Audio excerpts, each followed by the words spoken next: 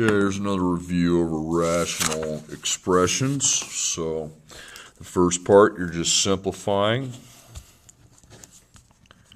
And this is only one single fraction, so there's only two things I need to worry about, but both contain plus and minuses. So we need to factor that. So x squared minus 2x minus 3 equals 0.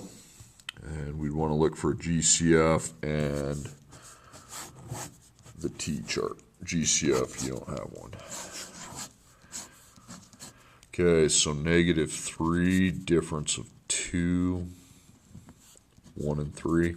A is a 1 here, so we just need two parentheses. XX, 1, 3. So I got minus 3 and plus 1. So we got x plus 1 times x minus 3. Okay, and then on bottom we got 1x to the second minus 1x minus 6. GCF, don't have it. Okay, and then negative 6, difference of 1, 2, and 3. Okay, A is 1, 2, 3. So minus 1, so minus 3 and plus 2. So x plus 2, x minus 3. Well, obviously the x minus 3's are eliminated, and we're going to have x plus 1. We are going to have x minus 2. And I really don't have anything outside of parentheses, so that's an NA. Don't need to worry about that. Okay, next one, multiplication is pretty much the same procedure. Don't need to worry about common denominators, any of that garbage. Okay, I'd want to not parenthesize that. That just carries over. This, and this all need to be in parentheses. Okay, so we have x to the second minus 11x plus 30. Okay, that's a trinomial, so GCF, I ain't got one. And T. Positive 30, sum of 11, and that's going to be 5 times 6. Okay. A is equal to 1, so that's pretty obvious. I just need two parentheses. So x, 5, 6. And we got minus 11, so it's minus 6 and minus 5. So times x minus 5 times x minus 6. Okay, 2x minus 10. Okay, GCF. You get a GCF of 2 here. Not 2x, just 2.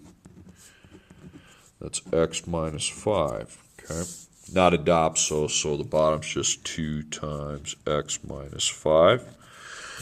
And now we're going to look at the x squared minus 6x. You definitely have a GCF of x here. So pull your x out, divide by x. It's x minus 6. That's not a DOP, so that's factored. So times x minus 6. Okay, so the x minus 5's go away, and so do the x minus 6. Now, so there are no parentheses, so I don't have anything yet. Now, I've got 7x on top, and I've got 2 and x. So you're going to have 7x over 2x. Now, 7 over 2 can't be reduced, so that's going to stay the same, and then the x's go bye-bye. So at the end of all that stuff, the product is 7 halves. I don't need 3.5. Thank you very much. Okay.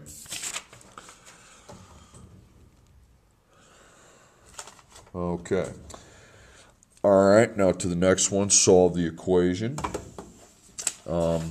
Only two ratios here, so this is an easier one, okay? You don't need an LCD. You just go A, B, C, D, and set up your cross products. Knowing that the product of A and B is always going to be equal to the product of C and D, okay?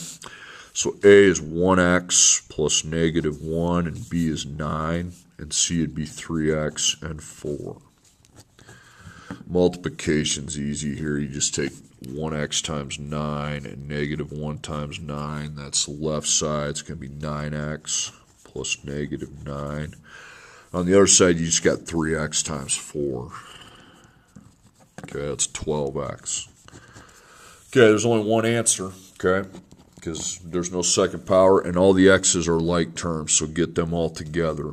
Minus 9x, minus 9x. Negative 9, and then 3x, and divide by 3, and that's negative 3. Okay, that did not take me very long at all. Next one will take a bit longer. Okay, now I'm solving, but this time there's 3 ratios, so you need to right away extend and know that you're going to have to find an LCD, but before we do that, we need to put some things in parentheses. Okay, so I dropped the 12. This here needs to be factored. Okay, that's a difference of perfect squares, so I make 2 parentheses plus minus xx 1, 1.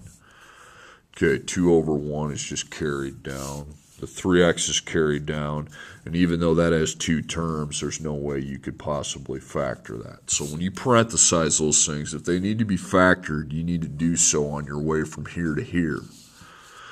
Okay, so I've got parentheses x plus 1. I've got parentheses with x minus 1. I have outer 1, but outer 1's insignificant. We're just going to use these 2. X plus 1's, I've got 1, 0, 1. Okay? So in the 0, we need to put our own x plus 1. Okay, x minus 1's, I've got 1, 0, 0. So I need to put my own x minus 1 and x minus 1. Okay, now you can cross out the bottoms because you have common denominators. So now the only thing I have to worry about is on top. Okay. Now you can go to your math, pop a calculator. I'm going to get to it real quick while I set that camera down, because that left side is going to be a real pain in the butt to multiply without this. I will show you how to do it without it, just so you don't think, oh, he doesn't even know. Okay, let's look at this side first. That should be pretty easy to figure out, okay? It's just a simple distribution. 3x times 1x, 3x times negative 1. That's 3x second and negative 3x. You can plug that in. It's going to give you the same thing. Now on the other side, we probably want to use it. 12 plus, and then 2 times x plus 1 times x minus 1.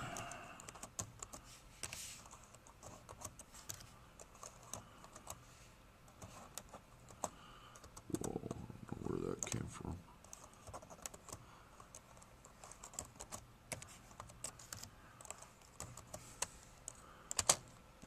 Okay, I got 2x squared plus 10 is what I got. All right, now, if you want to see step by step how that's gotten, we're going to go to this scratch paper. On the first fraction, we got 12. On the second fraction, I've got 2 times x plus 1 times x minus 1. Okay, so we're just going to drop 12 in. Here, first I distribute that. It's going to be 2x plus 2. And now I do my FOIL method. I'm going to take 2x times 1x, 2x times negative 1, 2 times 1x, and 2 times negative 1. Okay, so 2x squared, negative 2x, positive 2x, so those cancel, and then negative 2. So I get 2x squared plus negative 2, hence 2x squared plus 10. Okay, that's how that's gotten. Okay, now obviously when you look at all the x's, some of them are to the second power. And all the x's are not like terms. We got second powers and first powers. Now when you're doing this, getting everything to one side, you got x squared, but they're different coefficients, so you can't just cancel them. Now, let's leave the bigger one alone and get the smaller one to join the bigger one is the easiest way to go about it, okay? Then 10 doesn't really have anything, so I have a nice trinomial here of 1x squared minus 3x minus 10. Okay, and then GCF, you don't have one, but this is going to be an easy t-test because negative 10, difference of 3. I would venture to say that that's 2 times 5. Okay, A is 1. So x, and then 2 and 5. So we got negative 3 minus 3. So you got to have minus 5 and plus 2. Okay, so x plus 2 is 0. X minus 5 is 0. So I subtract 2, I get negative 2. Plus 5, I get 5. Okay. All right, and it's cross out number 7. That is a waste of time, but I do want to do number 6. So far, I've made 30 out of 40 serves in tennis. How many consecutive serves do I have to make to raise the average to 80%? Okay, so where do you want your average to end at? You want it to end at 80% over 100%. And I've made 30 of 40, but that's not 80%, that's 75%. So I have to add x to, when you add x to the number you make, it automatically is going to add to the number you attempt. So A, B, C, D, because there's only 2 ratios. Okay, so we always take A times B, and we know that it's always equal to C times D. So A is 30 plus 1x, and B is 100. And C is 80, and D is going to be 40 plus 1x. Okay, easy multiplication here, just distribution. You're going to get 3,000 plus 100x, and then 3,200 plus 80x. Okay, let's get our x's on. X's are like terms, so get them on the same side. Okay, so I have 20x plus 3,000 equals 3,200. Now we get those on the other side. So I got 20x, then 200, and then I divide by 20, divide by 20, and x is 10. Okay. Okay, if you made 10, that'd be 40, that'd be 50. 40 out of 50 is 80%.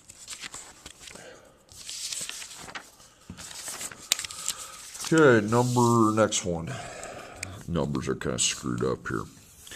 2 speed skaters travel for the same amount of time. The first speed skater travels a distance of 9 kilometers, while the second speed skater travels a distance of 8 kilometers. The first skater travels 4.38 kilometers per hour faster than the second. For how long did the skaters race? So this time, it's not really an average problem. It's more about finding the time, so you're finding the hours. Now, you only have one answer for hours because he did the same amount of time. I'm not crossing it out, I'm circling it. Okay, so obviously hours is an important unit to know, and kilometers is an important unit. So X is hours, Y is kilometers. So kilometers per hour, we don't know. And you're like, well, what about this one? No, it's faster. So what I can do is I can call this one R plus 4.38, and this is R.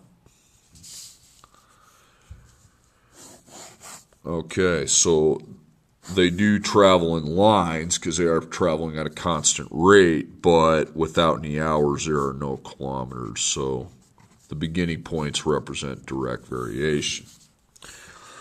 Okay, so I'm going to make my 2 ratios, and I know the times are the same, and if the times are the same, the distances divided by the speeds have to be the same. Now, we know the distances. We know that one went 9 kilometers and one went 8. We don't know the speeds, but that's what we're going to use here. R plus 4.38 is the faster, and then R here. So I'm going to solve for R, but remember when you get R solved for, that ain't your answer, okay? It's just not, okay? Because the times are the same. but it is going to help a lot. A, B, C, and D. So A is 9, and B is R, 1R. A is 8, or C is 8, and D is 1R plus 4.38. Okay, so we're going to have 9R. Over here you got 8R. And then 4 times 8 times 4.38 is going to be 35.04. So I subtract 8R, subtract 8R, and 1R equals 35.04. Now, you don't need to divide by 1. There's no way this took 35 hours. It's not even close. That is your rate that you just figured out. So take your R's out of here and bring in 35.04, 35.04. Now we're gonna add these, okay?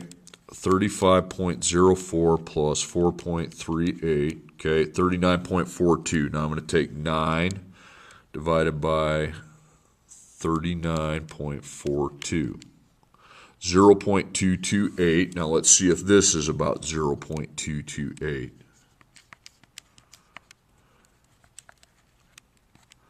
Yep. So hours, you can put 0.23. Now, if you're like, well, that doesn't make any sense. Yeah, it does. Because it'd be a more appropriate unit would be in minutes. So if I take 0.23 times 60, it's about 13 or 14 minutes. Okay, I'm fine with that answer, though. Okay, you and your friend can mow 10 lawns in 4 hours working together. You have a riding mower, so you can mow twice as fast as your friend. How long would it take each of you to mow 10 lawns working separately? So, hours. Now, this time we're working separately, and we don't work at the same speed, so there's going to be 2 answers. So, hours and lawns, X and Y. Lawns per hour, okay, I don't really know that. Don't need to know it because it's direct variation, okay. All right, but this time we are going to need 3 ratios. There's us working separately and us combining our work into 1. So remember, hours belongs on the bottom. So when we work together, we can go 10 in 4 hours. Now, if we work separately, we'd still have to get 10 done. And the speeds, I don't know. I know that it's twice as long, so it's going to be 2x and x. Well, with 3, you can't pull the ABCD trick. You got to pull the LCD trick. Okay, LCD, you got outer 2. By the way, I'm just going to drop these outer 2. Everything can just drop down because you don't have to worry about parentheses or factoring. You don't, okay? So outer 2, you've got 101. So we need to put, 100. So I need to times 2 times 2 times 2 times 2. Now let's check out outer x and outer 4. Outer x 110. So gotta put an x there. Outer 4 001. So that means you need to put 4. Cancel that. And that's going to be 20x. It's going to be 40. 20 times 4 is going to be 80. So that gives me 120 equals 20 times x. So we can divide by 20. 6 is x. Okay, so 6 hours. And that's actually the guy who works faster. So the other guy who works slower, it takes him twice as long. So it takes him 12.